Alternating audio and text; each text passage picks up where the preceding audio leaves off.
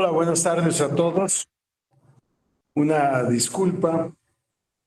En ocasiones los temas tecnológicos nos complican un poco, nos facilitan mucho la vida, pero en ocasiones nos las complican.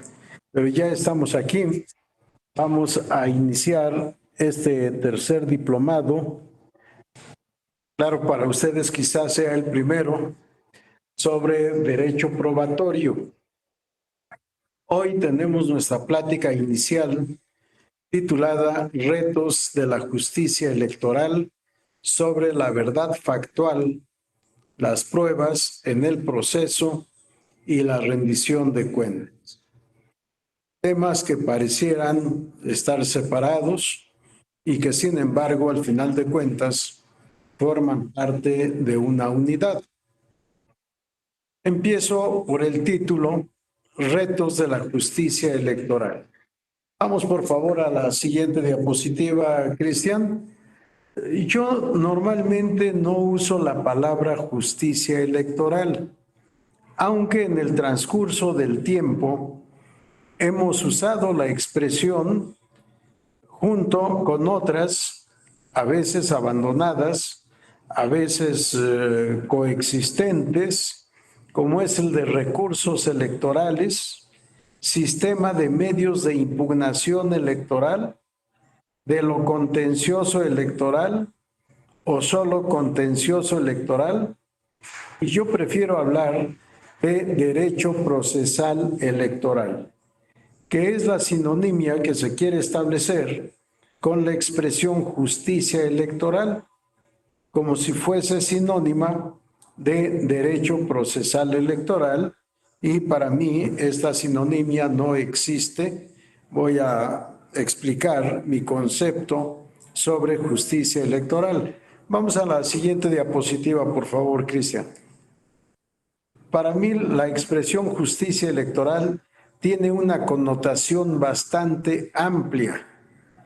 Al hablar de justicia electoral, yo incluiría la acción de inconstitucionalidad. Una disculpa. La acción de inconstitucionalidad para controvertir leyes en la materia electoral, ya sea de orden federal o de orden local. Pero al final de cuentas, el objeto de impugnación son leyes electorales o determinadas normas electorales. La acción de inconstitucionalidad es para controvertir la ley electoral que el autorizado, el legitimado para impugnarla, considera que es contraria a alguno o algunos preceptos constitucionales. El fundamento de esta acción de inconstitucionalidad la tenemos en el artículo 105, fracción segunda de la Constitución Política de los Estados Unidos Mexicanos. Es una forma de control abstracto de la constitucionalidad de la ley, de la competencia exclusiva de la Suprema Corte de Justicia de la Nación. En esta acción de inconstitucionalidad están legitimados los partidos políticos para promover la acción. Si son partidos políticos nacionales, pueden controvertir la constitucionalidad de leyes federales, leyes generales o leyes locales. Si son partidos políticos locales, solo pueden impugnar la constitucionalidad de la legislación de la entidad federativa en la cual están registrados. Este es uno de los temas que yo ubicaría dentro del rubro justicia electoral. Pero al mismo tiempo, en este mismo apartado de justicia electoral, yo ubico a los procedimientos administrativos sancionadores, porque es una forma de impartir justicia electoral. Conocer, en su caso investigar, y en su caso también sancionar por una conducta ilícita tipificada en la normativa jurídica o electoral como infracción administrativa electoral. Por tanto, los procedimientos administrativos sancionadores especial y ordinario forman parte de este amplísimo rubro titulado justicia electoral.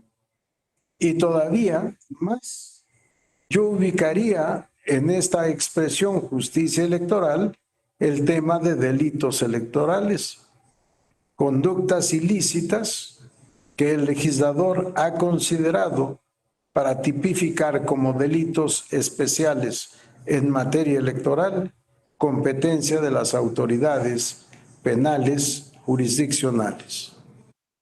También quedaría en este rubro los juicios laborales electorales. Los juicios laborales electorales son dos. Uno es el juicio para dirimir las controversias o diferencias laborales entre los servidores y el Instituto Nacional Electoral, o más o menos como está enunciado en la Ley General del Sistema de Medios de Impugnación, juicio para dirimir los conflictos o diferencias laborales entre el Instituto Nacional Electoral y sus servidores públicos. El otro juicio que no está regulado en la Ley General del Sistema de Medios de Impugnación, que ignoró el legislador, es el juicio laboral que surge con motivo de diferencias o conflictos laborales entre el propio Tribunal Electoral del Poder Judicial de la Federación y sus servidores públicos. Sí, juicio que se identifica en la práctica como conflictos laborales, juicio en el cual el tribunal es patrón, es demandado y es juez. Resuelve la controversia que ha surgido con alguno de los servidores públicos adscritos al tribunal. Algo que no debería de ser, algo que desnaturaliza al proceso, que contraviene un principio general del derecho procesal en el sentido de que nadie puede ser juez y parte en la misma causa. En cambio, en los juicios laborales, el tribunal tiene el carácter de patrón, en consecuencia de demandado, y al mismo tiempo que es demandado es juez. Actúa como juzgador en su propia causa. Yo he propuesto desde hace muchos años que todos estos asuntos laborales se lleven a la competencia del Tribunal Federal de Conciliación y Arbitraje, que es el tribunal especializado en el conocimiento y resolución de los conflictos laborales que surgen entre el gobierno federal, en especial el Poder Ejecutivo Federal, y sus servidores públicos. Que ante este tribunal se promuevan, se substancien y se resuelvan los juicios laborales, no en el Tribunal Electoral. Pero como está actualmente, para mí queda dentro del rubro justicia electoral. Y por supuesto están los juicios y recursos electorales. Actualmente en la Ley General del Sistema de Medios de Impugnación en materia electoral, que es la que está vigente por la suspensión de la Ley de los Medios, de la Ley General de los Medios de Impugnación en materia electoral, publicada en el Diario Oficial de la Federación el 2 de marzo de este año, cuya vigencia ha sido suspendida. Para mí, lo que tenemos en la Ley General del Sistema de Medios de Impugnación es un catálogo bastante amplio de juicios y recursos electorales. Entre los recursos de naturaleza jurisdiccional está el recurso de apelación, el recurso de reconsideración y el recurso de revisión del procedimiento especial sancionador.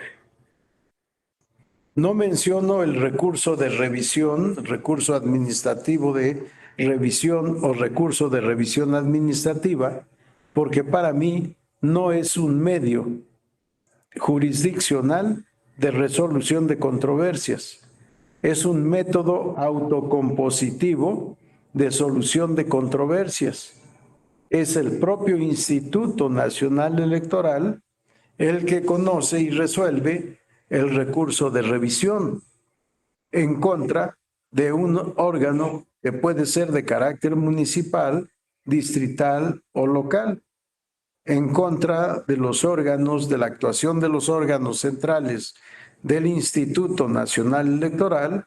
La regla es que no procede el recurso de revisión, sino que procede directamente el recurso de apelación. Entre los juicios electorales que tenemos previstos actualmente está el juicio de inconformidad, el juicio para la protección de los derechos político-electorales del ciudadano, el juicio de revisión constitucional electoral y, decía, los juicios laborales que ya han sido mencionados con antelación. El recurso de reconsideración no es un auténtico recurso. Yo digo que es un medio híbrido de resolución de controversias en materia electoral. Si se promueve para impugnar una sentencia de sala regional, asume la calidad de un auténtico recurso procesal.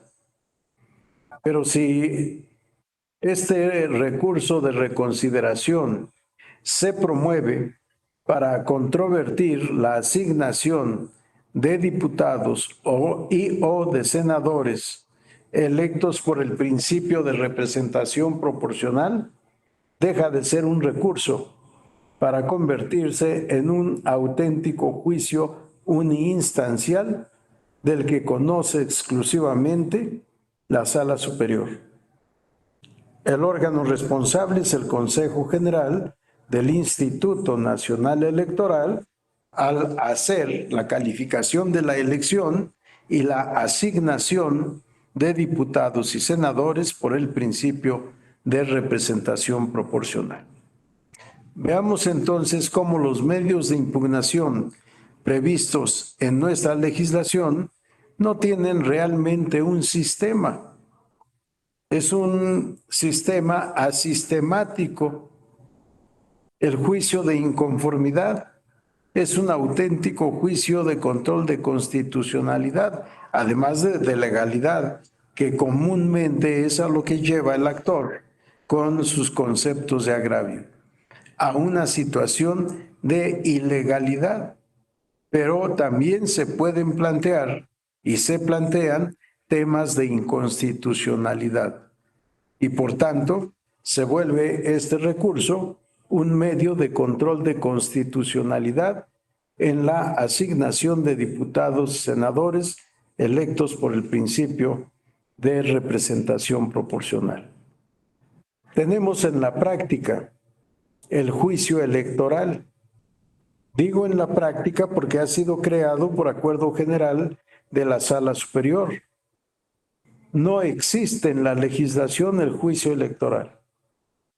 Y sin embargo, todos los días se promueven, se admiten y se resuelven asuntos bajo este rubro, juicio electoral, como también se resuelven controversias de trascendencia jurídica en asuntos generales. Si no es propiamente un asunto general, es una impugnación innominada al que el tribunal le ha dado el carácter de asunto general. En fin, el tema justicia electoral es amplísimo, si no podemos abarcar todo.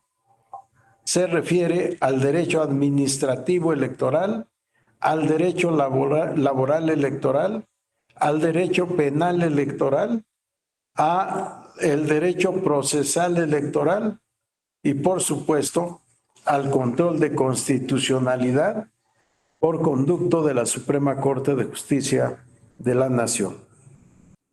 Si alguien tiene alguna pregunta, algún comentario hasta esta parte, adelante, con mucho gusto, le escucho y trataré de contestar.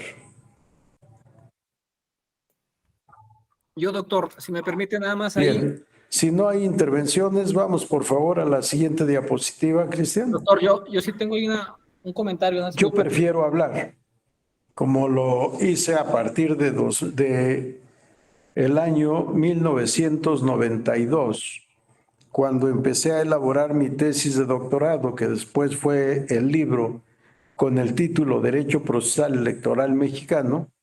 Yo prefiero hablar de derecho procesal electoral para referirnos al tema que realmente nos interesa, sino el tema genérico de justicia electoral, sino solo la justicia electoral que se imparte por los tribunales electorales por conducto de los juicios y recursos previstos en la legislación federal o local correspondiente.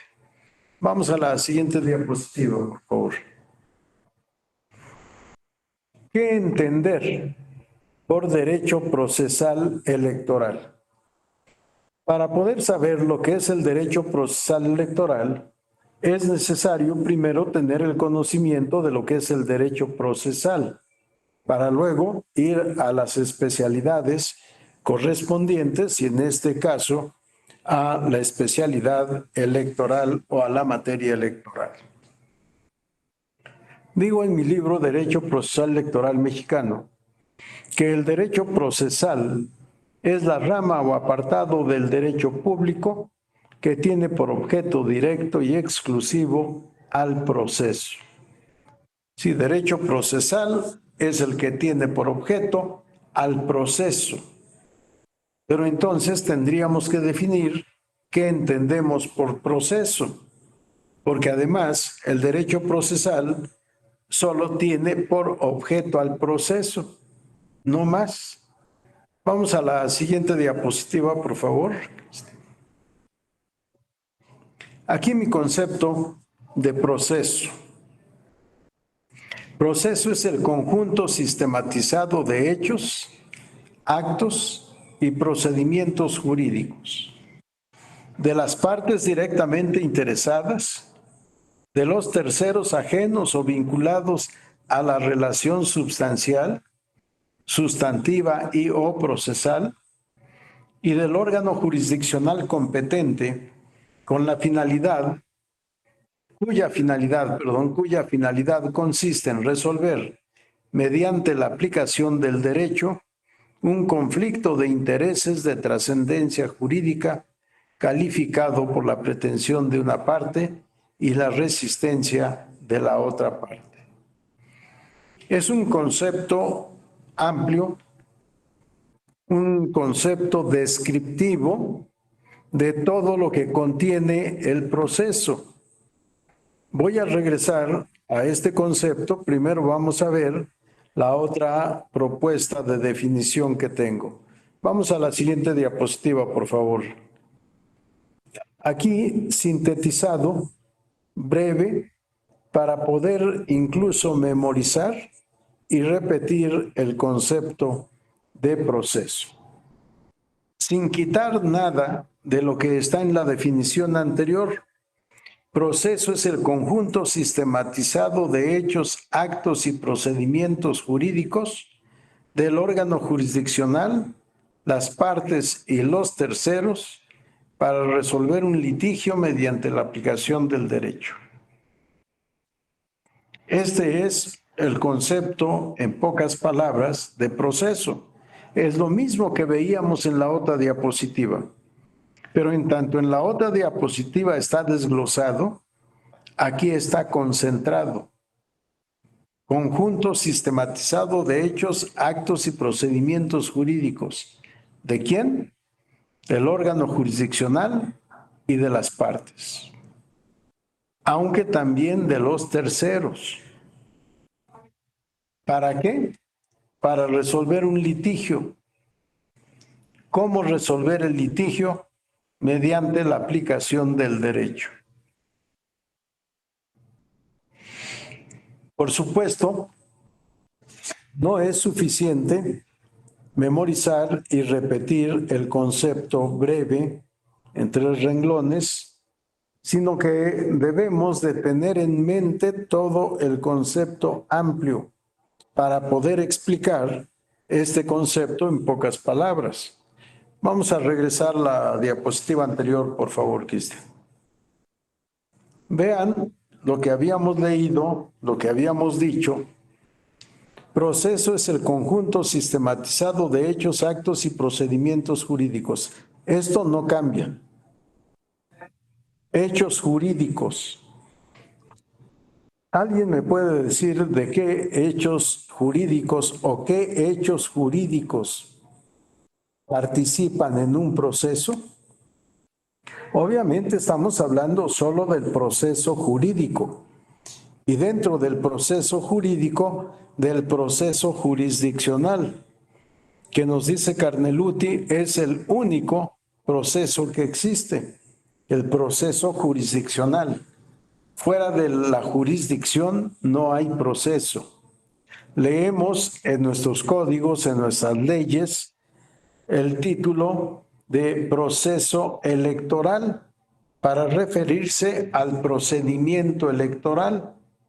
Y nos dice todavía el legislador, el proceso electoral se divide, ejemplifico, en etapa de preparación, etapa de la jornada electoral, etapa de resultados y finalmente la última etapa, la etapa de declaración de validez de las elecciones, que está orientado fundamentalmente a la elección de presidente de la República en el caso federal, de gobernador en el caso local.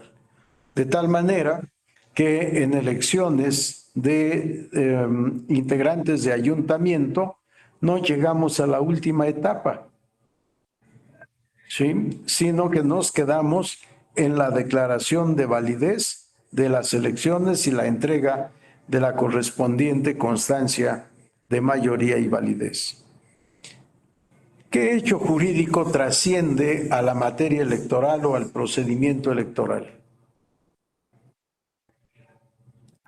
¿Alguien tiene idea de ejemplificar estos hechos jurídicos que participan en un proceso?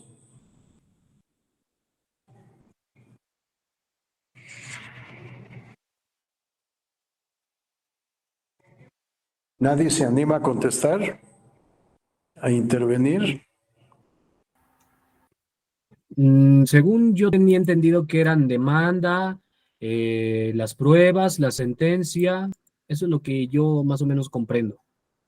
A El ver, proceso. pero demanda es acto jurídico, sentencia es acto jurídico, prueba, entre otras cosas, es acto jurídico.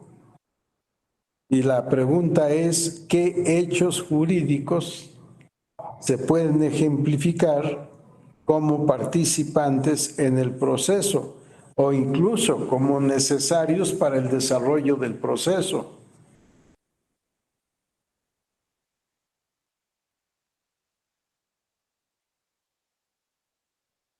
Es muy sencillo. El hecho jurídico denominado tiempo. El tiempo es un fenómeno de la naturaleza. Deriva del movimiento de la Tierra sobre su propio eje.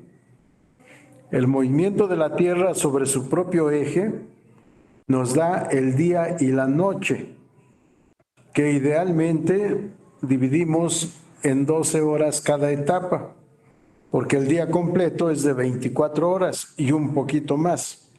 Generalmente tomamos solo, por cuestiones prácticas, solo las 24 horas.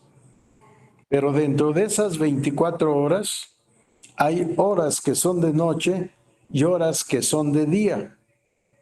Dentro de las horas que son de día, de acuerdo a la ley procesal aplicable al caso concreto, hay un lapso en el que se puede actuar válidamente y horas dentro de las cuales la actuación jurisdiccional puede existir y ser válida siempre que haya un acuerdo que permita la habilitación de horas inhábiles. Sí, de tal manera que el tiempo, fenómeno de la naturaleza o hecho de la naturaleza, participa en un proceso. Si no hubiera tiempo, no habría posibilidad de un proceso. Sí, por eso es importante hablar de la diferencia entre hechos, actos y procedimientos. Luis Fernando hacía alusión a la prueba. El concepto prueba es amplísimo. La prueba es conducta, pero también la prueba es convicción. La prueba es razonamiento. La prueba es argumentación. La prueba es constatación.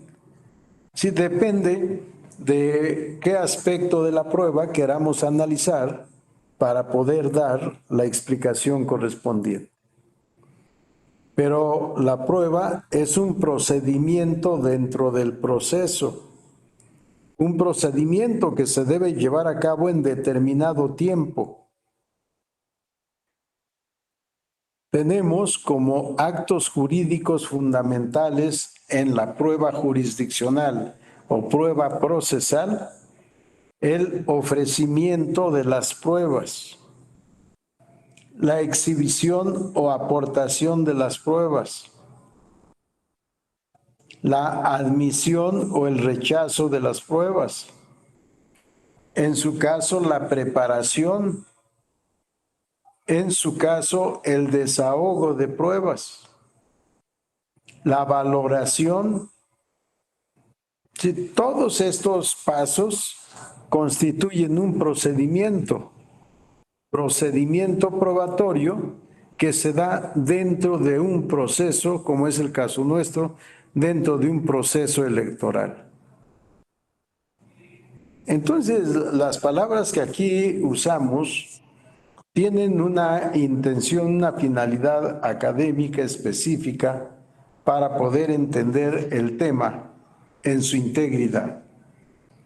Luego decimos, estos hechos, los hechos pueden ser de la naturaleza o puede ser de los sujetos de derecho. En cambio, los actos y procedimientos jurídicos solo pueden ser de los sujetos de derecho. Bien, en esta exposición amplia decimos que el proceso es el conjunto sistematizado de hechos, actos y procedimientos jurídicos de las partes directamente interesadas, de los terceros ajenos o vinculados a la relación substancial, ya sea de carácter sustantivo o procesal, más la actuación del órgano jurisdiccional competente. En muchas palabras, dijimos lo que en la otra definición estamos resumiendo. Vamos por favor a la siguiente, Cristian, y luego regresamos a esta. Aquí solo estamos diciendo del órgano jurisdiccional, las partes y los terceros. Son 1, 2, 3, 4, 5, 6, 7, 8 palabras. Procedimientos, hechos, actos y procedimientos del órgano jurisdiccional, de las partes y los terceros para resolver un litigio mediante la aplicación del derecho. Vamos a la anterior diapositiva, por favor, Alejandro. Cristian, por favor. Perdón el error. La diapositiva anterior.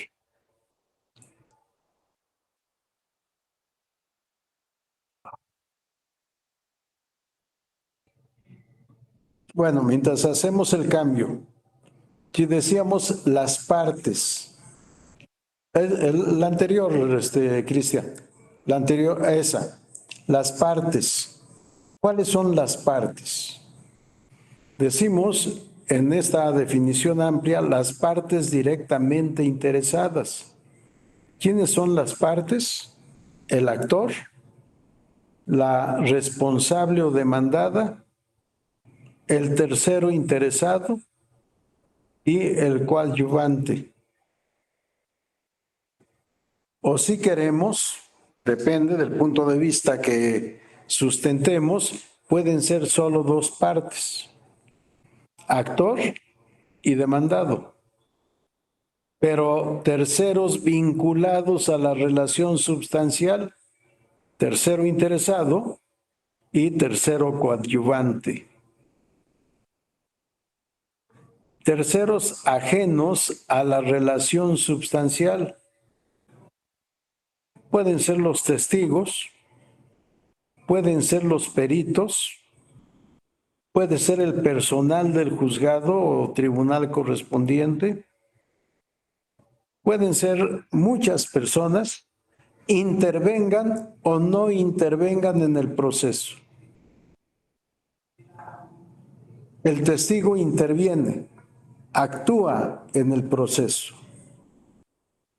El notario público puede intervenir o no en el proceso, porque puede ser que haya necesidad de que dé fe de determinados hechos, o bien que tenga que hacer alguna declaración o alguna aclaración del testimonio de escritura otorgada ante su fe. Si hablamos de terceros no vinculados a la relación substancial, terceros ajenos a la relación substancial, el personal del juzgado son terceros ajenos, salvo, por supuesto, el juez o juzgador y el secretario correspondiente. Todo tribunal, sea monosubjetivo o bien plurisubjetivo, o en otras palabras, con independencia de que sea individual o colegiado, sí, siempre vamos a tener al órgano jurisdiccional como sujeto del derecho procesal. Pero tercero vinculado a la relación substancial, sí, porque es de su conocimiento y va a resolver. Debe resolver de manera imparcial, objetiva, independiente. Si el órgano jurisdiccional va a estar presente en todo proceso. ¿Qué vamos a hacer con este proceso o para qué es el proceso? Para resolver un litigio. ¿Qué es el litigio? La controversia de intereses de trascendencia jurídica. Al ejercer una acción procesal, el actor expresa una pretensión. La pretensión es ¿qué quiero del tribunal? ¿Qué le estoy pidiendo al tribunal? Esa es la pretensión en contra del demandado. Y el demandado tiene derecho de defensa como parte que es del proceso. Una vez que llegue el momento adecuado, vamos a resolver este conflicto de intereses. Pero ¿cómo lo vamos a resolver? Mediante la aplicación del derecho. No podemos decir en la función jurisdiccional, como no se puede decir en ninguna otra parte del servicio público, no me vengan con que la ley es la ley, porque justamente con la ley vamos a tener que resolver, no solo con la ley, pero sí en un sistema de derecho escrito como es el nuestro, la ley es elemento fundamental.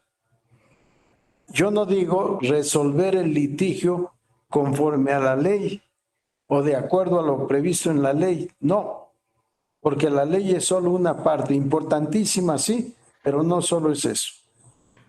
Yo hablo de resolver el litigio mediante la aplicación del derecho.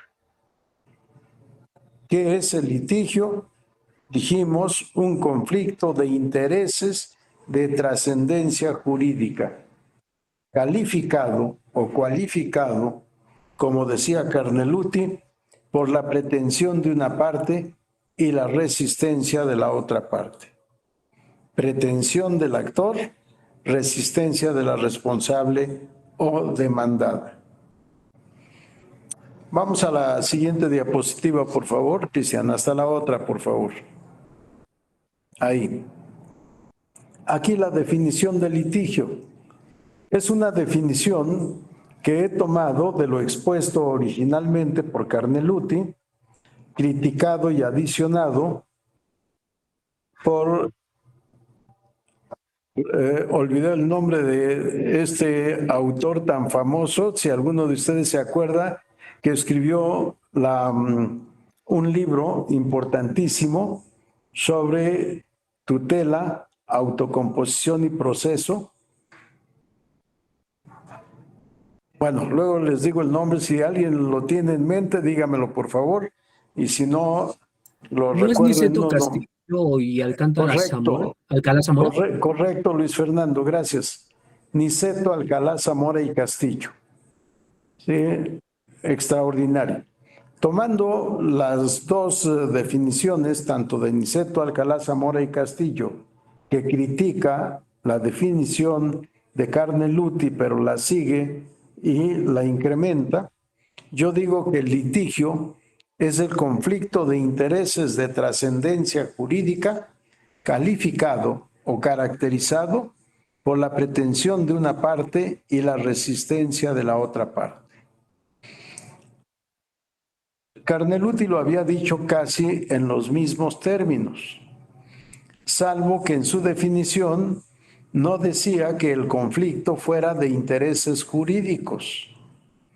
Esto lo agrega Niceto, Alcalá, Zamora y Castillo, con redacción diferente que yo reasumo y propongo esta definición. No puedo decir que es una definición propia, simplemente que ha sido el ensamble entre lo que decía Carneluti, lo criticado y adicionado por Niceto, Alcalá, Zamora y Castillo. Y este es el resultado, la propuesta de definición de litigio.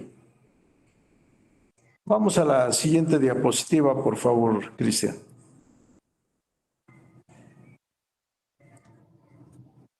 Con estos elementos podemos definir lo que es el derecho procesal electoral.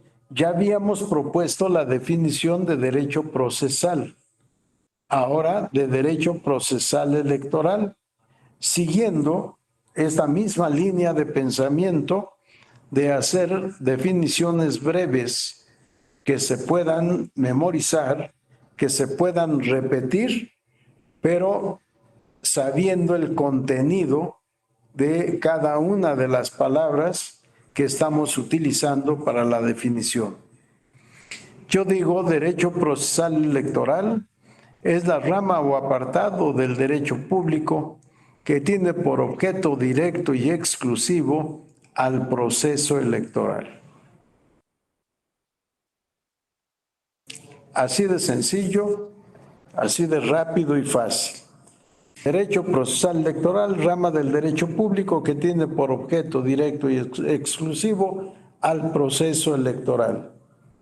La gran pregunta es, ¿y cómo definimos al proceso electoral?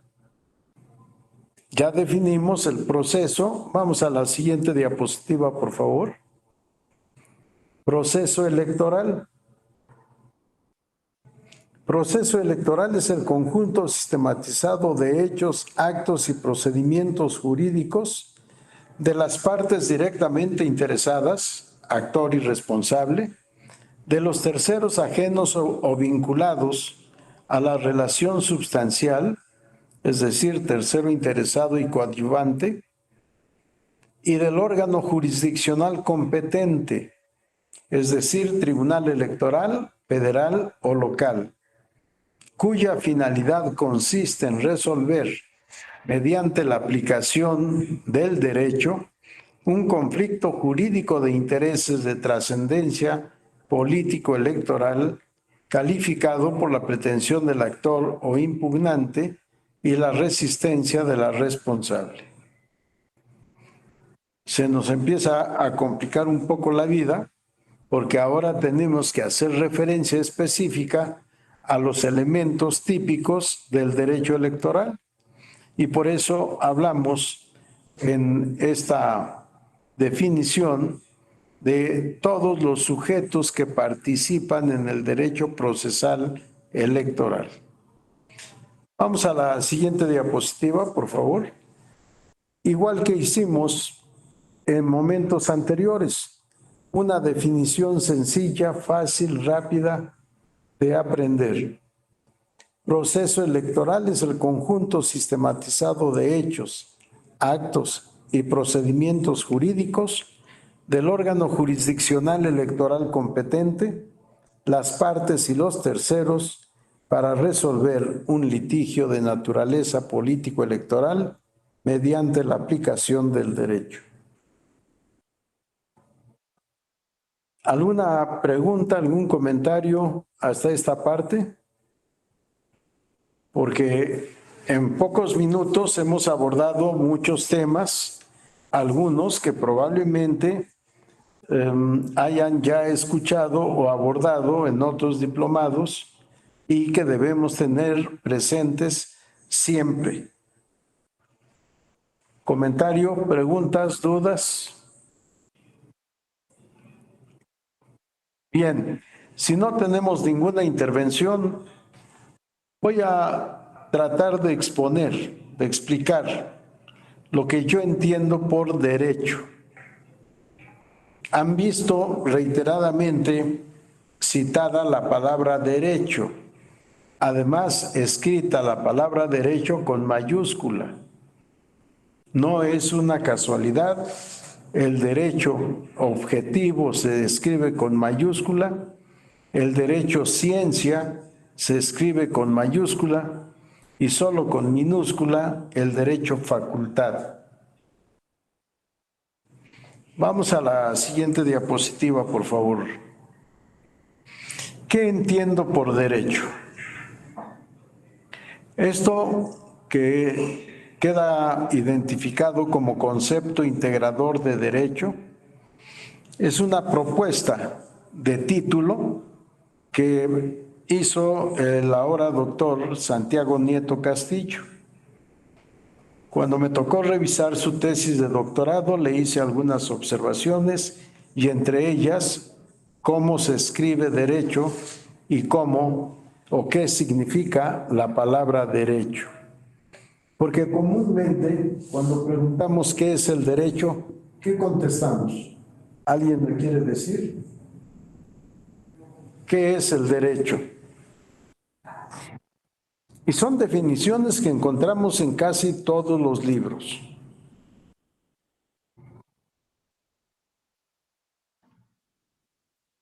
Yo lo estudié como un conjunto de normas, doctor. Gracias, Abel. Sí, efectivamente. Adelante, Luis Fernando. Sí, un conjunto de normas, principios que regulan el comportamiento humano de la sociedad con el objetivo, el fin, el propósito de garantizar una convivencia pacífica, justa y ordenada de las personas dentro de una comunidad específica. ¿A quién estás leyendo, Luis Fernando? Es lo que yo entendí acerca del derecho.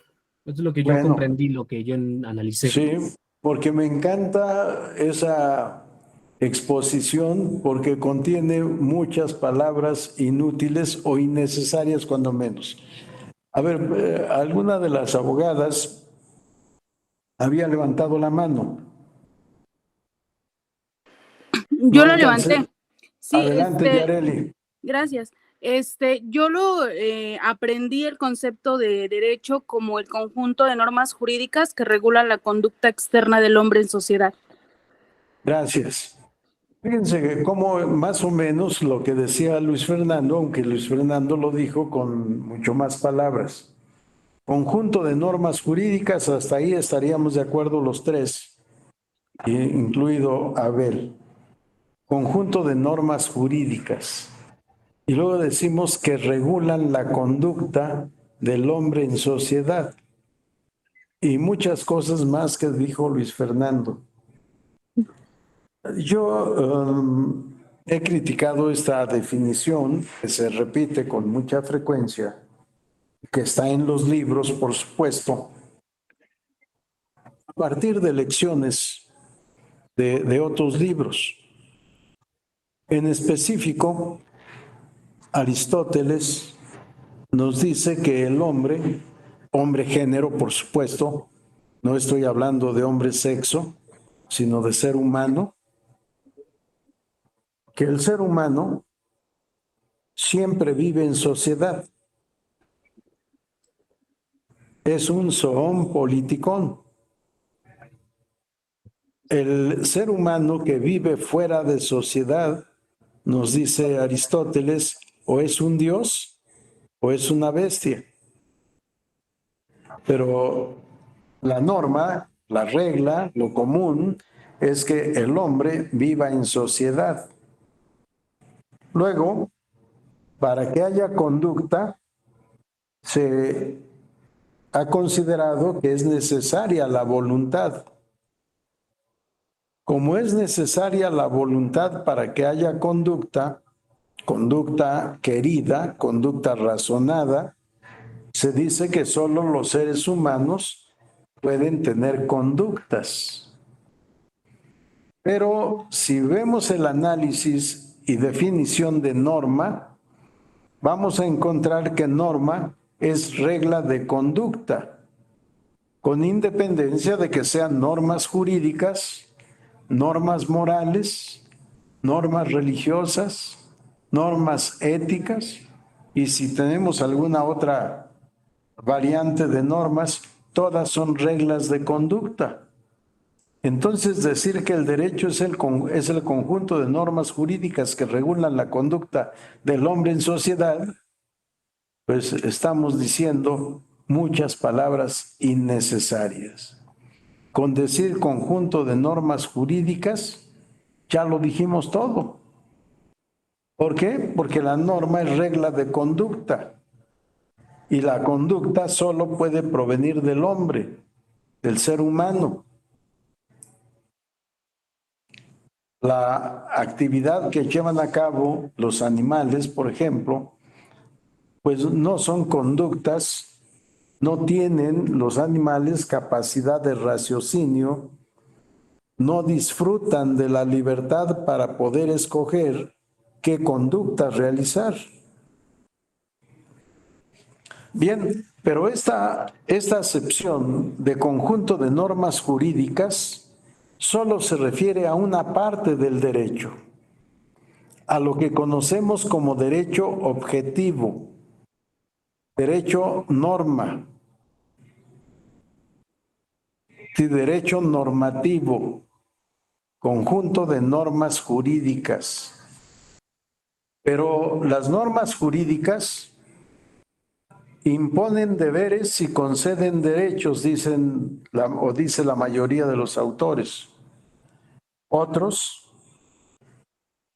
consideran que los derechos solo son reconocidos por el legislador o solo son mencionados en el texto de la norma, pero los derechos existen por la naturaleza humana de su titular. Por tanto, no necesitamos, en realidad, hablar sino de derechos facultativos o de facultades o derechos subjetivos que derivan o están contenidos en las normas jurídicas. Cuando decimos que la norma jurídica es bilateral, repetimos a continuación porque impone deberes y reconoce derechos. Eso es la norma jurídica. Y este conjunto de derechos y deberes jurídicos, para mí, es el patrimonio de los sujetos de derecho. Sí, patrimonio de los sujetos de derecho, pero no el patrimonio concebido en su acepción civilista, como el conjunto de derechos, bienes y obligaciones considerados como una universalidad de derecho susceptibles de valoración económica. porque sabemos que hay muchos derechos que no tienen posibilidad de una valoración económica. ¿Cuánto cuesta la dignidad? ¿Cuánto cuesta la libertad? ¿Cuánto cuesta la salud? Si no podemos cuantificar, o cuánto cuesta el medio ambiente sano, que es uno de los derechos que tenemos como habitantes de este planeta y de este país. Si los derechos y deberes son múltiples, siempre que estén previstos o sancionados por una norma jurídica, serán derechos y deberes jurídicos. ¿Quién es el titular de estos derechos y deberes? ¿Quién es el destinatario de las normas jurídicas? Son los sujetos de derecho. Por eso, en la parte central de estos círculos, hablo de sujetos de derecho, pero hago una clasificación. Sujetos de derecho con personalidad y sujetos de derecho sin personalidad. Es decir, sujetos de derecho que son personas y sujetos de derecho que no son personas. En nuestra materia, sabemos, los partidos políticos tienen personalidad jurídica. Los partidos políticos son personas. Las agrupaciones políticas no son personas conforme a la Ley General de Instituciones y Procedimientos Electorales o conforme a la Ley General de Partidos Políticos. Las agrupaciones políticas no son personas y sin embargo son titulares de derechos y deberes. Las coaliciones de partidos políticos, son titulares de derechos y deberes jurídicos, pero carecen de personalidad, no son personas. Y así podríamos citar varios casos de entes de derecho que, siendo titulares de derechos y deberes, no están investidos de personalidad. La personalidad jurídica es un atributo de la ley a determinados entes jurídicos mencionados en la propia ley. Si los seres humanos, todos los seres humanos, tenemos la calidad de sujetos de derecho. No solo de sujetos de derecho, sino de ser personas. Somos personas físicas, personas por naturaleza. En cambio, los entes colectivos no todos tienen personalidad jurídica. Para que haya personalidad jurídica se requiere un precepto legal que atribuya al titular de derechos y deberes la calidad de persona. Si nadie tiene duda que la coalición tiene derechos y deberes, nadie duda que un frente, es decir, asociación de partidos políticos, sí que un frente postule al mismo candidato, asuma derechos y deberes. En fin, este es un tema interesante que ha dado motivo a algunos estudios, a algunas tesis, no solo de licenciatura, sino de maestría e incluso de doctorado. Bien, decíamos que el sujeto de derecho está inmerso en un mundo de derechos subjetivos y deberes y derechos que están en la norma jurídica, que ahora tendríamos que preguntar, ¿y en dónde está esa norma jurídica o ese conjunto sistematizado de normas jurídicas? ¿En dónde está o en dónde están?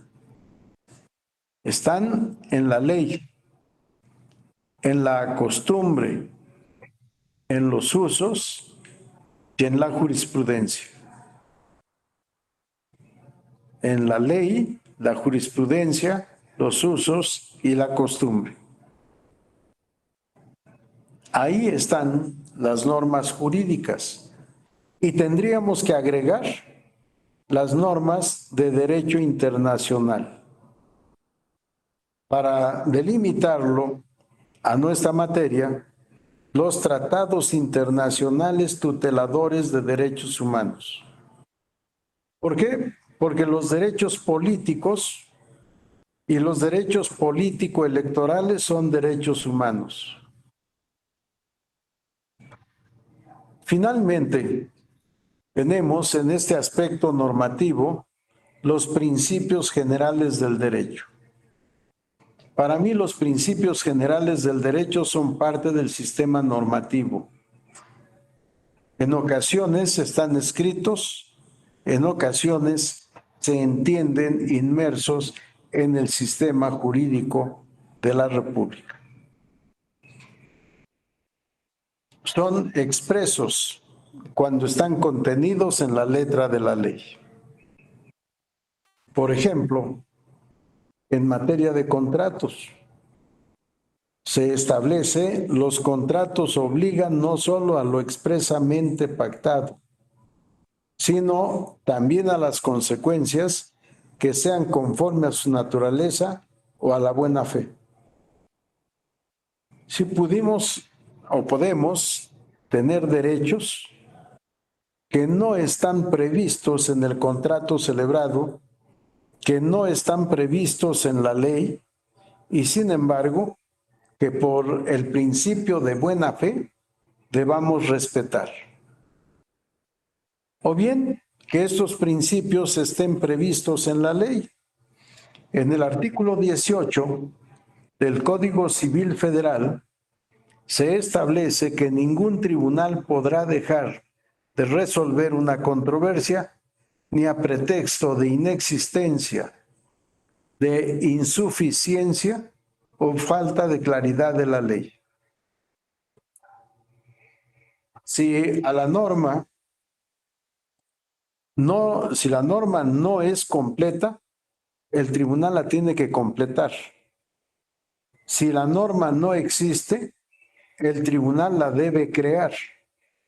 Si la norma no es clara, el tribunal la debe interpretar. ¿Para qué? Para poder resolver en el caso concreto, conforme a derecho, el conflicto de intereses de trascendencia jurídica que ha sido sometida al conocimiento del tribunal. Este es un principio general del derecho que está escrito con todas sus letras en el artículo 18 del Código Civil Federal. Finalmente, tenemos el aspecto teórico, la ciencia del derecho. Y la ciencia del derecho estudia todo lo que tenemos en los círculos anteriores. Como si pudiéramos trazar en medio del primer círculo un punto a partir del cual se pudiera hacer un corte a esta gráfica que les menciono de lo que considero es concepto integrador del derecho. ¿Alguna duda, pregunta o comentario? ¿O es demasiada información para una tarde? ¿No tenemos intervenciones? Luis Fernando, ¿levantaste la mano? Tu micrófono. Que no tengo ahorita por mientras duda. Correcto, gracias. Gracias, Ernesto. Bueno, esta idea, este concepto integrador del derecho, me interesa que se grabe, que lo reflexionen, que lo analicen, que lo critiquen, porque yo uso con frecuencia la palabra derecho y la escribo con mayúscula, teniendo en cuenta todo este conjunto de ideas que les he expresado y que están contenidos en esta representación gráfica del derecho. Vamos a la siguiente diapositiva, por favor, Cristian. Cuando veíamos el título de la plática de hoy, Retos de la justicia electoral, ¿podríamos regresar a la segunda lámina, por favor, Cristian? Gracias. Perdón, es la anterior. La 1, esa. Retos de la justicia electoral sobre la verdad factual, las pruebas en el proceso y la rendición de cuentas. Creo que los dos puntos quedaron mal ubicados. Sería retos de la justicia electoral, 2 puntos, la verdad factual, las pruebas en el proceso, y yo agregaría, después de las pruebas en el proceso, la verdad procesal. Tenemos la verdad factual, pero agregaría yo, después de las pruebas en el proceso, la verdad procesal. Y al final quedaría como está la rendición de cuentas, que quizá nos induzca a pensar qué tiene que hacer la rendición de cuentas en un diplomado de derecho probatorio o de derecho procesal. En principio pareciera que nada, ya luego veremos lo demás. Vamos a la diapositiva en la que estábamos, por favor, Cristian. Era la 13, si no mal recuerdo. ¿Qué debemos entender por verdad factual? La primera vez que vi esta expresión me pareció algo difícil de entender y mucho más difícil de explicar. Sin embargo, vamos por la parte sencilla, por la parte elemental de los conceptos gramaticales de estas palabras. Vamos a la siguiente diapositiva, por favor. ¿Qué es la verdad? Sí, no quiero analizarlo, no quiero entrar al tema filosófico de la verdad, porque nos costaría muchísimo trabajo y no sé si llegáramos a una conclusión. Sin embargo, si recurrimos al concepto mínimo, al concepto del diccionario de la Real Academia Española de la Lengua, podemos resolver el problema de manera sencilla. Verdad, de veritas, veritatis, conformidad de las cosas con el concepto que de ellas forma la mente. ¿Cuál es la verdad? La coincidencia entre lo que pensamos de una cosa y lo que la cosa es. Conformidad de las cosas con el concepto que de ellas forma la mente. Segunda acepción, conformidad de lo que se dice con lo que se siente o se piensa. Si no todos dicen lo que piensan, no todos dicen lo que sienten. Y mucho menos en esta época. Solo unos cuantos se atreven a decir lo que piensan. La mayoría prefiere guardar silencio.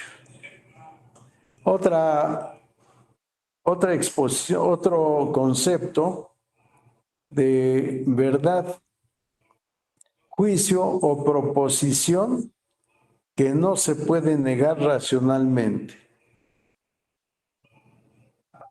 Es una afirmación cuya negativa no se considera lógica, no se considera racional. Pero creo que la primera es lo mejor que podemos tomar para nuestro curso. Conformidad de las cosas con el concepto que de ellas se forma la gente o se forma en la mente. Conformidad de las cosas con el concepto que de ellas forma la mente. Ahora, completar para poder saber qué es la verdad factual. Nos dice el propio diccionario factual del latín factum, que significa hecho, y fáctico. Fáctico también proviene del latín factum y significa perteneciente o relativo a hechos. Por tanto, verdad factual será verdad de los hechos o verdad sobre los hechos. Vamos a la siguiente diapositiva, por favor. Aquí las definiciones de factual, y tomo, me pareció mejor, la explicación que hace Guillermo Cabanelas en su diccionario enciclopédico de derecho usual. Nos dice factual, con una crítica, por supuesto, encubriéndose, pudorosa, tras lejanas y forzadas etimologías latinas, la academia, en una epidemia de neologismos, acepta también este vocablo, tan rebuscado como fáctico, en lo perteneciente o relativo a los hechos. ¿Qué es lo factual? Lo relativo a los hechos. Así que verdad factual, la verdad relacionada o relativa a hechos. Fáctico, nos dice Cabanelas, este latinismo, un tanto pedante, expresa lo relativo a los hechos, basado en ellos o circunscrito a los mismos por contraposición a los de índole teórica, lo concerniente en contraposición a lo de índole teórica o hasta simplemente imaginario. Si fáctico es todo lo que es contrario a lo teórico o imaginario. Fáctico es lo que existe, no lo que se imagina. Fáctico es lo que existe, no lo que se afirma teóricamente que pudiera existir. Y nos dice Cabanelas, en algunos medios forenses, lo concerniente a los hechos controvertidos, a diferencia de las normas legales aplicables al litigio. Y esta es la parte más importante. Verdad factual, verdad concerniente, perteneciente o correspondiente a los hechos. Claro, nos vamos a encontrar con un problema grande en la materia procesal. Saber quién dice la verdad, el actor o la parte responsable. Vamos a la siguiente diapositiva, por favor. Yo tengo, en mi opinión, como reto, fin, objetivo del derecho procesal electoral, ya no de la justicia electoral, sino solo del derecho procesal electoral.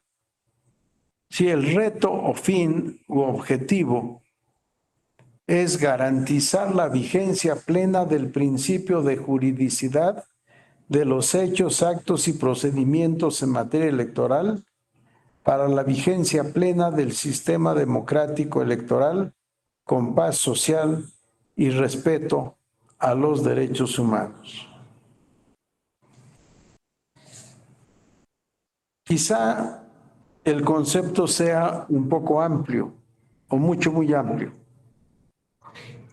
pero no difícil de aprender, difícil de fijar en la memoria.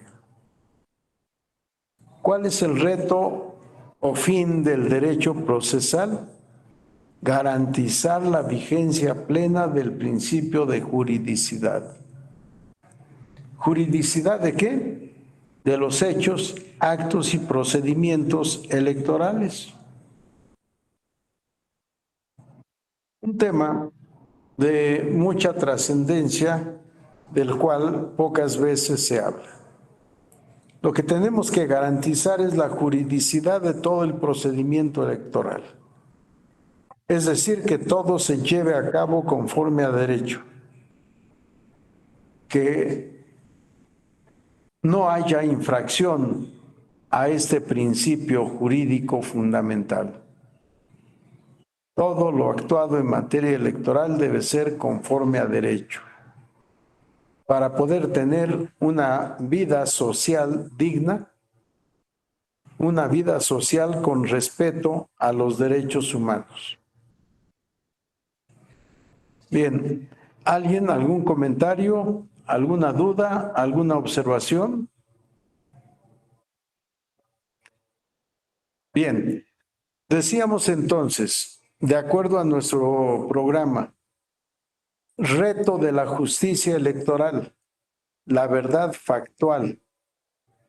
Ya vimos que verdad factual es verdad sobre los hechos. Nada más que es de acuerdo a lo que en cada proceso, de acuerdo a lo que en cada caso se logra acreditar. Por tanto, frente a la verdad procesal o la verdad factual, tendremos la verdad que se demuestra en el juicio, la verdad que llega a conocimiento del juzgador o la verdad que conoce el juzgador a partir del estudio de todas las constancias que integran el expediente que alberga el caso particular. Vamos a la siguiente diapositiva, por favor. A la siguiente. Bueno, a ver, regresa, por favor, Cristian. Ahí. Retos de la justicia electoral.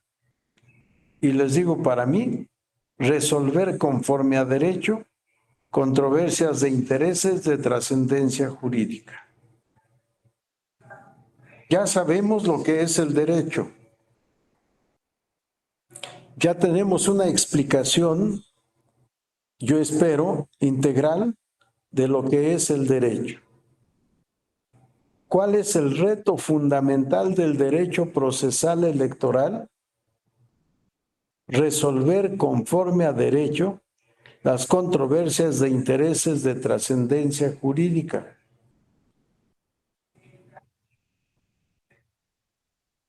Controversias sometidas al conocimiento y decisión del tribunal competente. Ese es el gran reto que tenemos en el derecho procesal electoral. Que frente a la verdad factual o fáctica, mediante los elementos de prueba que han hecho llegar al proceso o que el tribunal ha requerido para que formen parte del proceso, a partir de estas pruebas, llegar a la convicción de cómo sucedieron los hechos, de llegar a la prueba procesal como elemento de convicción para poder resolver el litigio del caso concreto. Creo que esto está en la siguiente diapositiva. La pasamos, por favor, Cristian. Vean cómo sustituí la expresión justicia electoral por derecho procesal electoral. Y la finalidad es la que ya habíamos dicho. Resolver conforme a derecho las controversias de intereses de trascendencia jurídica sometidos a su conocimiento y decisión. ¿Alguna pregunta o comentario? Bien. Seguimos con la otra diapositiva, por favor. Hemos tratado de exponer el tema hasta esta parte desde el punto de vista estrictamente jurídico, desde el punto de vista procesal, como hemos tratado de ir introduciendo poco a poco en cada uno de los aspectos que hemos comentado. Pero vamos nuevamente a la 1 y luego regresamos a esta, por favor, Cristian. Pero ahora viene un tema, pareciera fuera de lugar, o cuando menos en la primera ocasión que yo vi los subtítulos, pareció que estaba fuera de lugar la rendición de cuentas. ¿Qué tiene que ver el derecho probatorio, el derecho procesal, los retos de la justicia electoral, la verdad factual con la rendición de cuentas? ¿A qué se refiere o a qué se referirá la rendición de cuentas? ¿Alguien tiene idea? ¿Alguien tiene algún comentario sobre este aspecto? ¿Qué será o qué es la rendición de cuentas?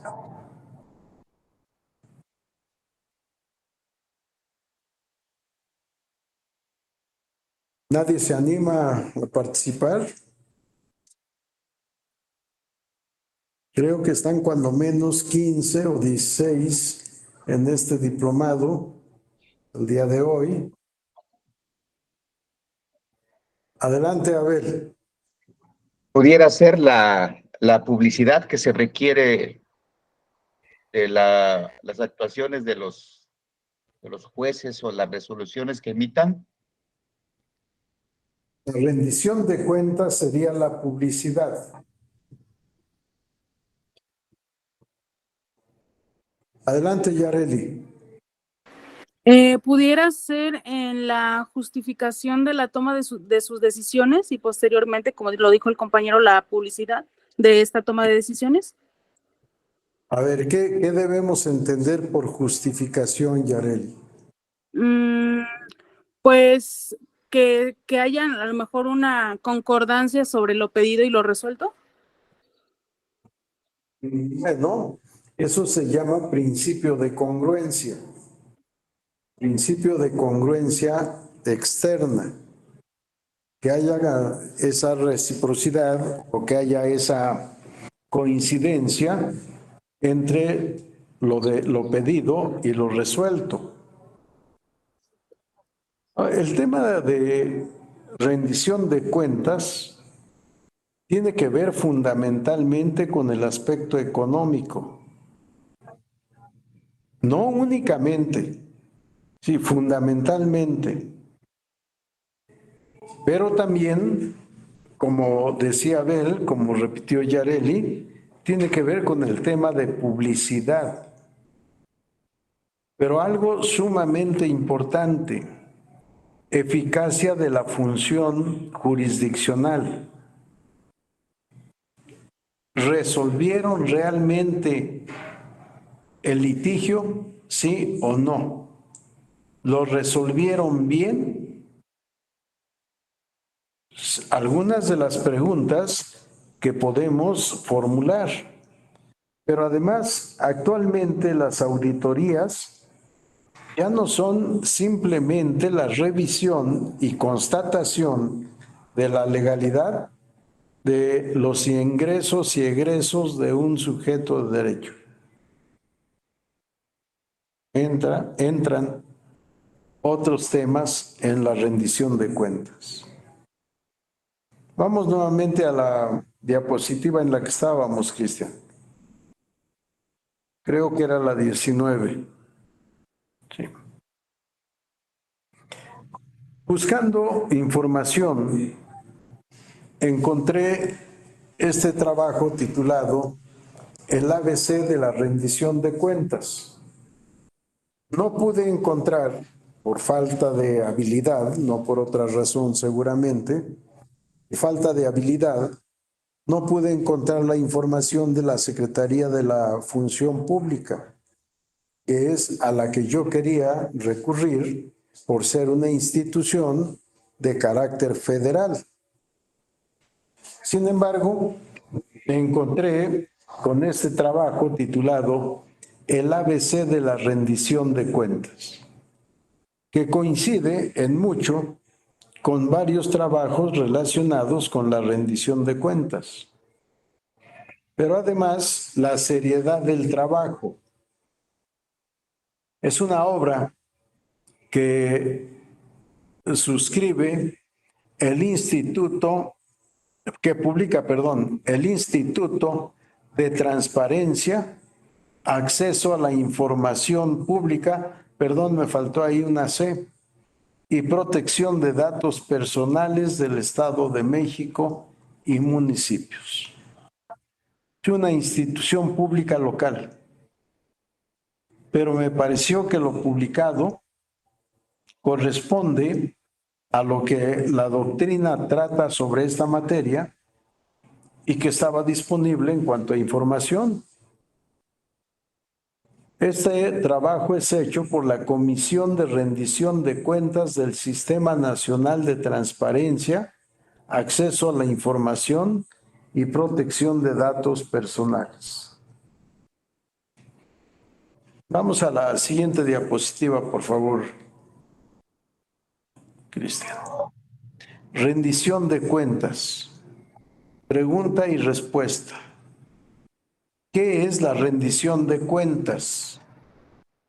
Y nos dice esta comisión, podemos conceptualizar a la rendición de cuentas como el deber que tienen las instituciones públicas que administran recursos públicos de informar, justificar y explicar ante la autoridad y la ciudadanía sus decisiones, funciones y el uso de los fondos asignados, así como los resultados obtenidos.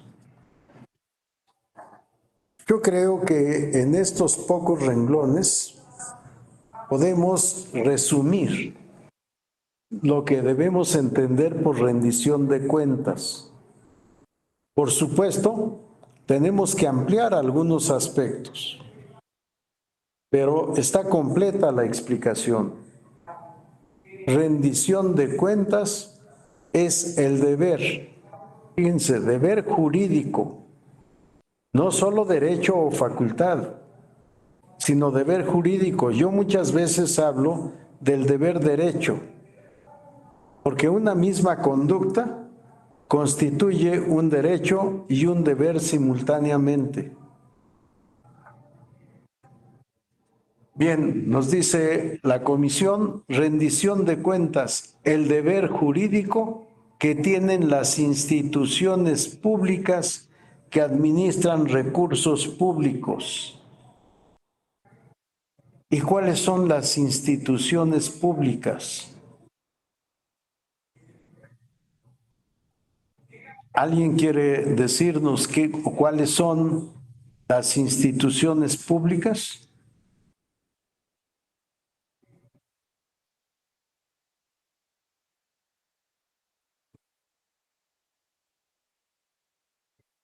¿Nadie se anima?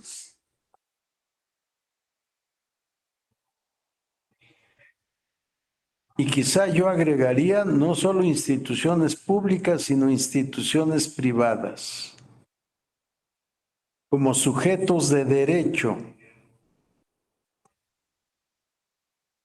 Instituciones, sujetos de derecho.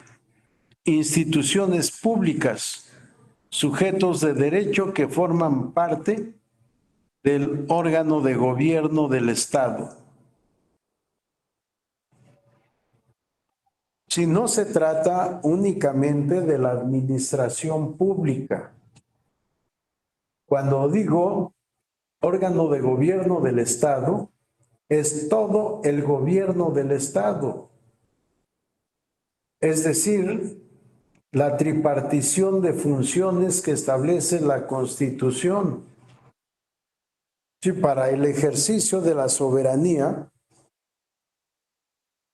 esta se divide en poder legislativo, poder ejecutivo y poder judicial. Que ha sido superada esta tripartición de poderes por la creación de instituciones constitucionalmente autónomas. Estas organizaciones o estos entes con autonomía constitucional forman parte del gobierno y, por supuesto, administran recursos públicos, recursos que pueden ser materiales, económicos, naturales e incluso personales. Para mí, quienes somos servidores públicos, somos parte de estos recursos públicos. Desde el momento en que el Estado nos paga una contraprestación por nuestros servicios, pasamos a formar parte de los recursos públicos del Estado. No necesitamos, por supuesto, una clave o un número de inventario, pero somos parte de los recursos públicos del Estado. Por eso yo no acepto que los servidores públicos, y más aún los servidores públicos de determinados rangos, anden en actividades políticas, menos aún en actividades de campaña electoral. ¿Por qué? Porque su sola presencia es disposición de recursos públicos. Porque el Estado está pagando al servidor público por sus servicios. Servicios que deben ser los 7 días de cada una de las semanas que constituyen el año. Algunos dicen 24 por 365. Si somos servidores públicos incluso cuando descansamos, somos servidores públicos el día de descanso o el día inhábil en general. Y no podemos dedicarlo a actividades partidistas o actividades de campaña. Insisto, aunque no estemos todavía en la etapa correspondiente como etapa de preparación de las elecciones, dentro de la cual se deben llevar a cabo estas campañas electorales. Si vuelvo al tema, conceptualizar a la rendición de cuentas como el deber que tienen las instituciones públicas que administran recursos públicos de informar, de ahí la publicidad que decían ustedes, de informar, justificar y explicar ante la autoridad y la ciudadanía sus decisiones, funciones y el uso de los fondos asignados, así como los resultados obtenidos. En un tribunal terminal, como es el nuestro, Tribunal Electoral del Poder Judicial de la Federación, los resultados ya no pueden ser evaluados por otro tribunal desde el punto de vista jurisdiccional. Es decir, para que confirme, modifique o revoque una resolución de este tribunal. Si las sentencias del Tribunal Electoral son definitivas e inatacables por mandato constitucional. Pero para los tribunales electorales locales no es así. Contra lo resuelto en la instancia o en las instancias locales procede o proceden la instancia o las instancias federales. Si la sentencia dictada por el tribunal local es confirmada, uno será el resultado de esta rendición de cuentas. Pero si la sentencia del tribunal local es revocada, otro es el sentido de la rendición de cuentas. Y esto, por supuesto, multiplicado por todos los casos. Informar. Informar es parte de la rendición de cuentas, pero también justificar el uso de los recursos del Estado para el cumplimiento de las funciones del ente jurídico al que se le han dado recursos públicos, humanos, materiales o económicos. Todo eso es la rendición de cuentas. Desglosado el párrafo que acabamos de leer, nos dice esta comisión, rendir cuentas es el diálogo constructivo entre la sociedad y sus gobernantes.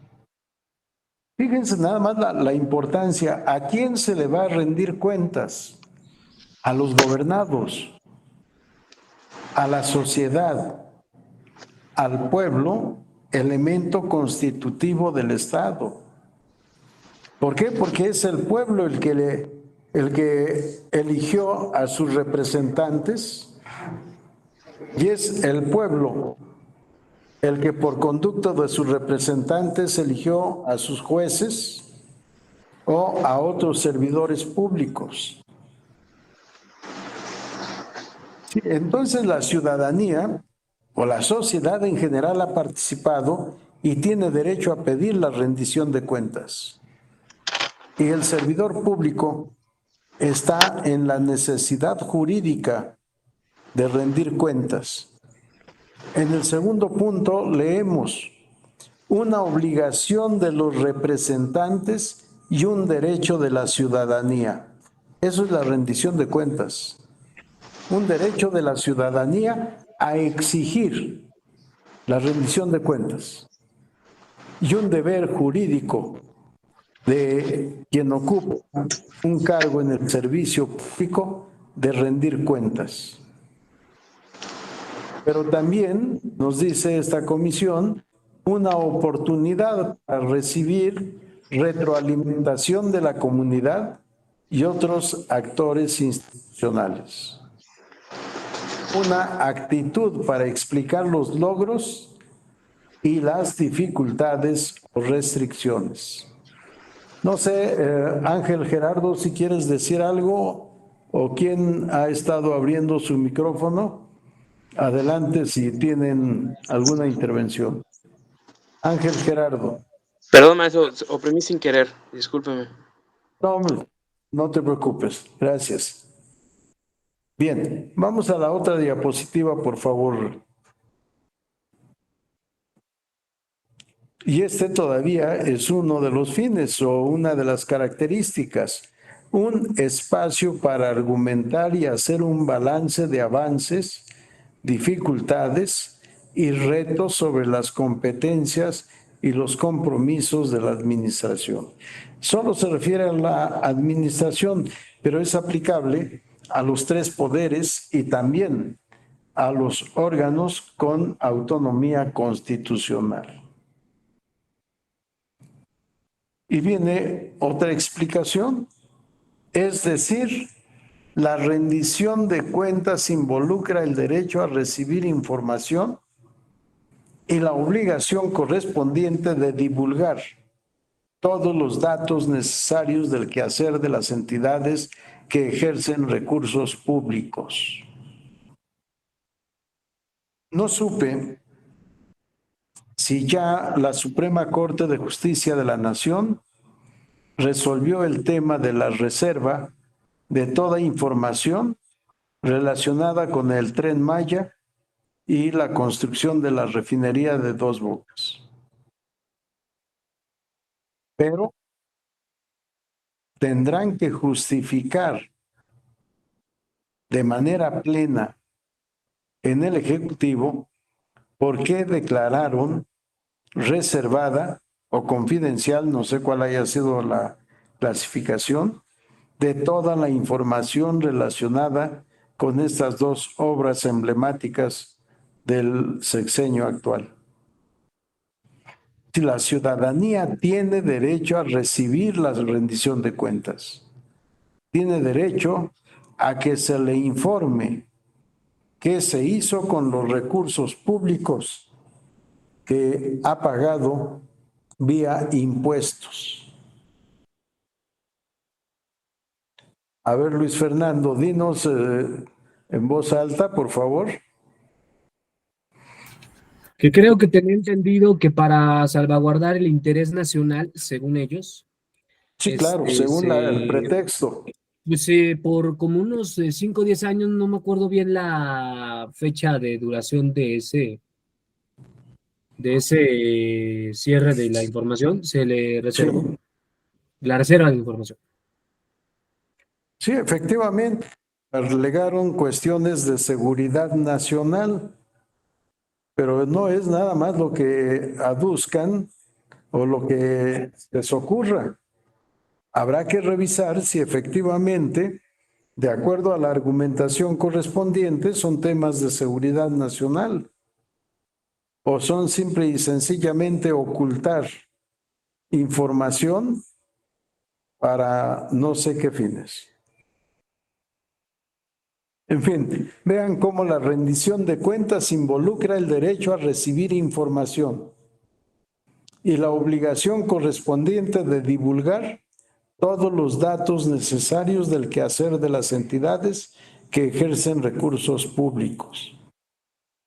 ¿Y qué es lo que te corresponde hacer conforme a la ley? ¿Y qué es lo que has hecho? Infórmame.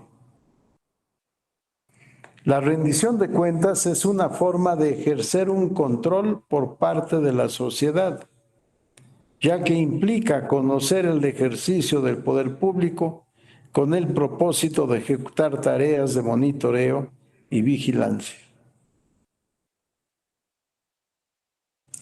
Tener que explicar en qué consistió el uso de los recursos, cuál fue el resultado que se obtuvo. Hay necesidad y hay el deber y el derecho de monitoreo y vigilancia.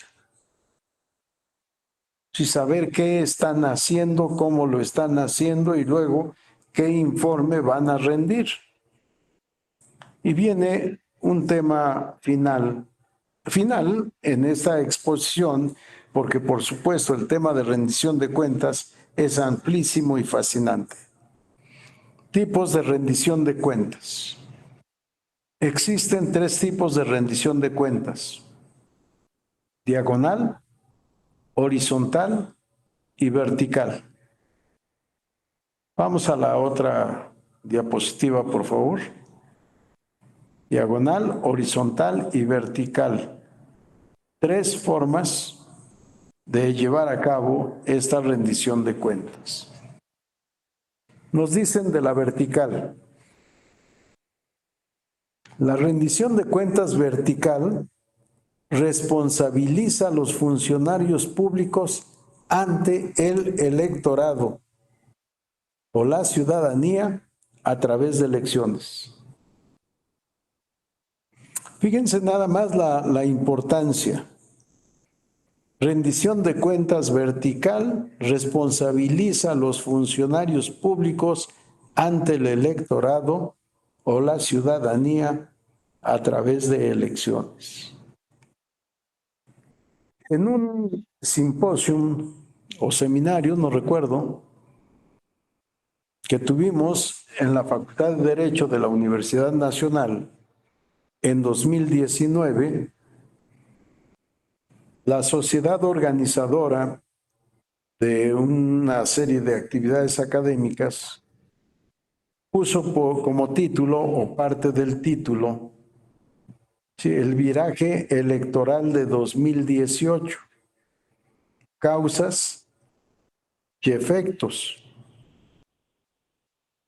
Cuando me tocó participar,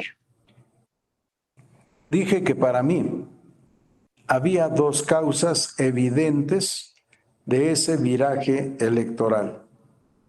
¿Por qué la ciudadanía votó por Morena y sus candidatos?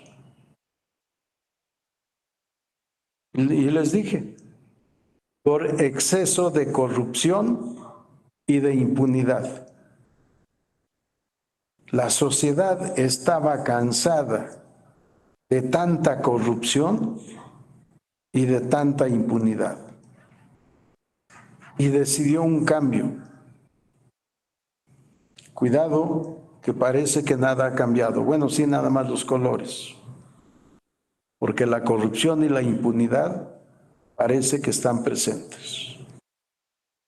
Vean lo que se ha publicado. Yo espero, porque no ha habido desmentidos, porque no ha habido la comprobación de otra verdad, cómo servidores públicos pueden adquirir bienes inmuebles o servicios que están lejos del nivel de ingreso que deben o se supone que obtienen. Si nadie puede ganar más que el presidente, seríamos un país de pobres. Pero bueno, es otro tema. ¿A qué nos lleva todo esto? Nuevamente al fenómeno electoral. La rendición de cuentas o no rendición de cuentas, el aspecto negativo, responsabiliza a los funcionarios públicos ante el electorado, ante la ciudadanía, a través de elecciones. Esta responsabilidad obviamente no es una responsabilidad jurídica, es una responsabilidad política, es una responsabilidad moral que se puede o no decir, pero que el día de la jornada electoral se puede traducir en votos. Votos a favor o votos en contra. Este tema de rendición de cuentas vertical me parece impresionante, cierto, sí, verdadero, que podemos volver a observar en 2024. Ya veremos qué es lo que pasa. Rendición de cuentas horizontal. La rendición de cuentas horizontal somete a los funcionarios públicos a restricciones y controles por parte de organismos gubernamentales entre pares, por así decirlo. Por ejemplo, los organismos fiscalizadores y supervisores con facultades para cuestionar e incluso sancionar a los funcionarios en casos de conducta indebida. Sí, esto, por supuesto, queda en el contexto de las contralorías internas. Rendición de cuentas de los servidores públicos ante organismos gubernamentales entre pares. Si la Contraloría Interna nos revisa, nos pide rendición de cuentas que hemos hecho con los recursos que hemos recibido. Y finalmente tenemos la rendición de cuentas diagonal. La rendición de cuentas diagonal se produce cuando los ciudadanos recurren a las instituciones gubernamentales para conseguir un control más eficaz de las acciones del Estado y como parte del proceso participan en actividades como formulación de políticas. Seguimos en la otra diapositiva, Cristian. Formulación de políticas, elaboración de presupuestos, supervisiones de obras, control de gastos, entre otras. Componentes de la rendición de cuentas, transparencia y acceso a la información es 1, participación ciudadana 2, fiscalización 3 y sanciones 4. Sí, la rendición de cuentas, sumamente importante, porque las contralorías internas ya no están haciendo solo revisión de la disposición de los recursos económicos y materiales, sino también cuál ha sido el resultado del servicio público que se debió haber prestado, cuáles son los programas de actividades anuales o de mayor plazo, mensuales, por supuesto, semanales, etcétera. ¿Se han alcanzado los objetivos? ¿Se ha gastado el presupuesto en lo que motivó su petición? Al haber gastado en lo que motivó su petición, ¿el resultado ha sido favorable o positivo? ¿O qué fue lo que sucedió con esos recursos? Y en el caso nuestro del Tribunal Electoral, la materia probatoria con el dictado de sentencias y por supuesto la confirmación, revocación o modificación del acto o resolución controvertido forma parte de la evaluación que hacen estos órganos internos de control, tanto para el propio tribunal como para cada una de sus salas, y por supuesto, lo propio sucede con las autoridades locales, nada más que con las comisiones correspondientes de acuerdo a la legislación de cada entidad federativa.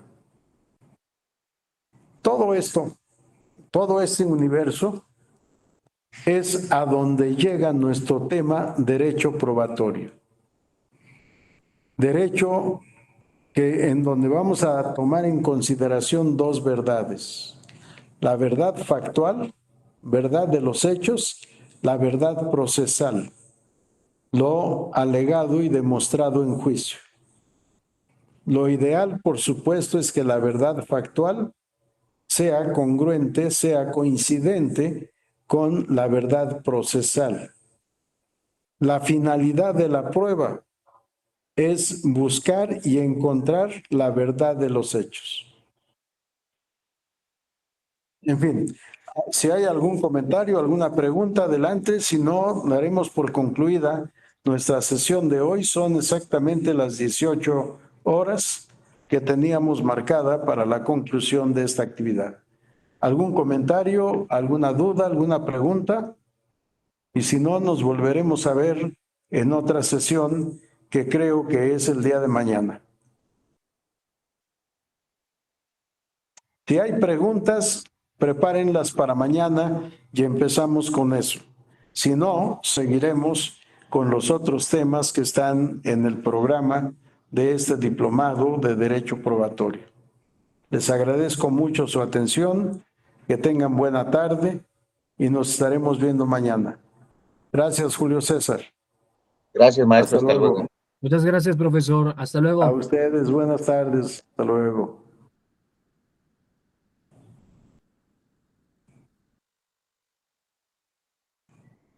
Podemos concluir, Cristian.